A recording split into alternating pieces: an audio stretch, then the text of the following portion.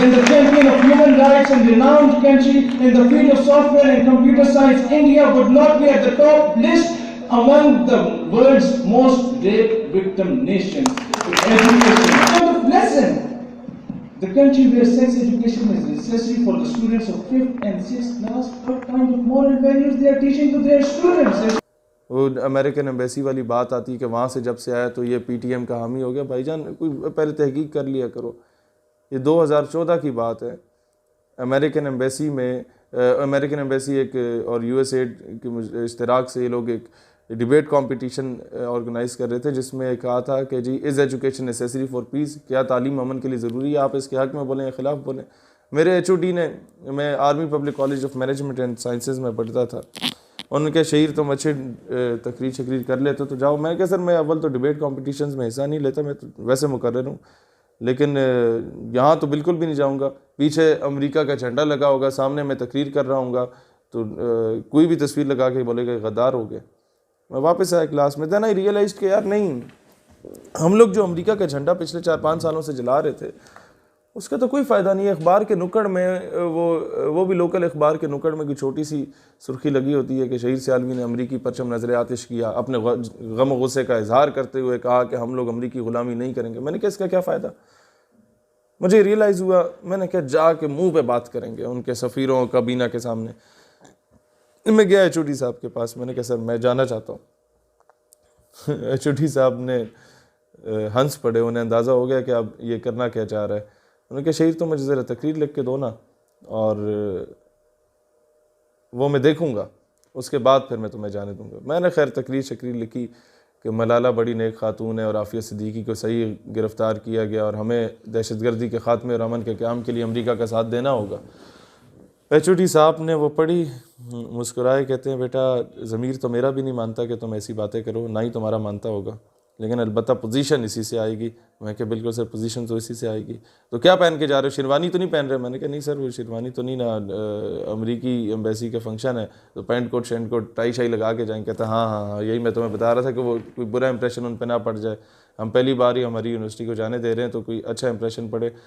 खैर मैं आया, मैंने कहा यार अब वहाँ सच तो बोलना है लेकिन ज़रा सपोर्ट भी लेके जानी चाहिए।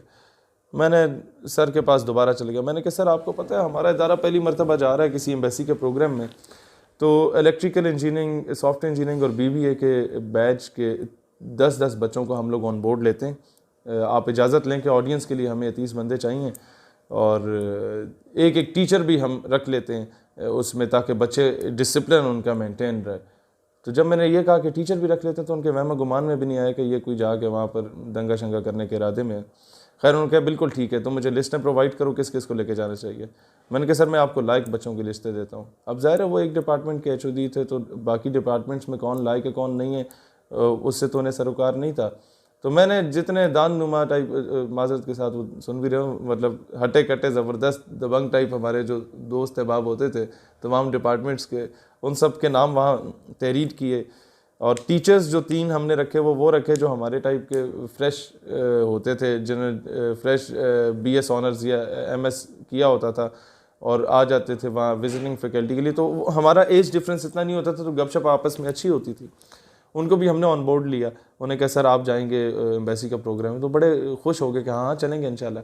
खैर कोस्टर अरेंज हो गई, एम्बेसी के जो भी लड़के शड़के थे उनसे बात होगी कि भाई हमारी ऑडियंस वाले भी आना चाहते हैं तो आप इजाज़त दे दें। उन्होंने कहा जी you are more than welcome, हमें तो इंतज़ार होता है कि कोई सुनने वाला भी आया वो। खैर 78 एजुकेशनल इंस्टीट्यूट्स के डिबेटर्स गए, बीच में शहीद सियालवी साहब भी गए और 30 बंदे हमारे साथ और चले गए और 3 वो टीचर्स। रास्ते में जनाब पेट्रोल पंप आता है, मैं उन्हें कहता हूँ जनाब ज़रा गाड़ी रोको। पेंट कोट मैंने पहना होता है और साथ एक थैला सा पकड़ा होता है, तो गाड़ी रोको यार मैं वॉशरूम जाना है। गया वॉशरूम में तो शहीद साहब जा पेंट कोट में रहे हैं, वॉशरूम से निकल रहे हैं तो शेरवानी ओढ़ी हुई है। तो वो कहते हैं यार ये क्या चक्कर है। मैंने कहा यार गाड़ी में बैठो फिर बताता हूँ। अभी हमारी यूनिवर्सिटी से जो नेशनल लाइब्रेरी जहाँ पर एम्बेसी अपना प्रोग्राम करा रही थी उसका सफ़र कोई है 25-30 किलोमीटर का, तो घंटा लग ही जाता है। इस्लामाबाद पिंडी की सड़कों पर रश भी होता है। तो रास्ते में मैंने उन्हें कहा यार चक्कर ये है कि जो तकरीर मैंने कल सर को सुनाई थी और तुम लोगों को भी सुनाई थी, मैं वो तकरीर नहीं कर रहा।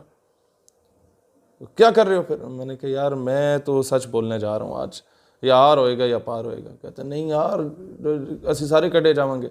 मैंने कहा यार बात यह है कि अगर निकाले गए तो पाकिस्तान की ज़मीन बड़ी ज़रखेज़ है, और जब लोगों को यह पता चलेगा कि इन्होंने अमेरिका की आंखों में आंखें डाल के बात की हैं, तो तुम लोगों को अगर निकाला भी गया तो अच्छी अच्छी यूनिवर्सिटीज़ में लोग तुम्हें एडमिशन भी दिलवाएंगे और तुम्हारे अखराजात भी खुद अफोर्ड करेंगे।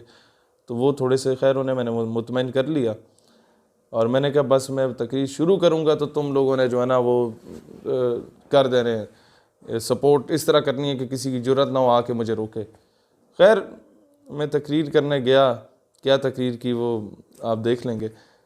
मुझे खुशी इस बात की हुई कि जब वो सेमिनार ख़त्म हुआ, सेमिनार क्या डिबेट कंपटीशन ख़त्म हुआ, तो ज़ाहिर है अब इनाम तो मुझे नहीं मिलना था, क्योंकि सच हमेशा कड़वा होता है और सच बोलने वाले को बागी और गद्दार का लेबल भी मिलता है। लेकिन तकरीर करके मैं ऑडिटोरियम से सीधा बाहर निकल गया और आधा ऑडिटोरियम जिंदाबाद मुर्दाबाद के नारे लगाता हुआ। What is the literacy rate of United States of America? It's 99%. If education is necessary for peace, then the so-called champion of human rights and world's most well-educated nation, the United States of America, would not be responsible for the insurgency and terrorism in Iran, in Iraq, in Syria, in Pakistan.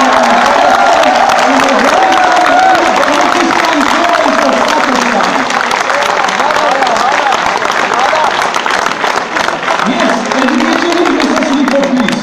But what kind of education? The message of love, peace and prosperity which was given to us by the Holy Prophet sallallahu alaihi wasallam. The message which was given to us by the Holy Quran, that if we have killed a single human being, it means you have killed the whole humanity. And if we have killed the humanity. But unfortunately, the so-called international media, the so-called champions of human rights used to say, the so-called world's most well-educated and highly qualified people used to say that Muslims are responsible for the terrorism. Let me ask you a question. What is the literacy rate of Israel? It's 97%. Then what is being done in Palestine? Thousands of Muslims what was done in Iran? What was done in Iraq? What was done in Syria? What is being done in Lebanon? What is being done in Burma? What is being done in Afghanistan? What is being done in Hyderabad, Deccan and Gujarat? And what is being done in Indian occupied Kashmir?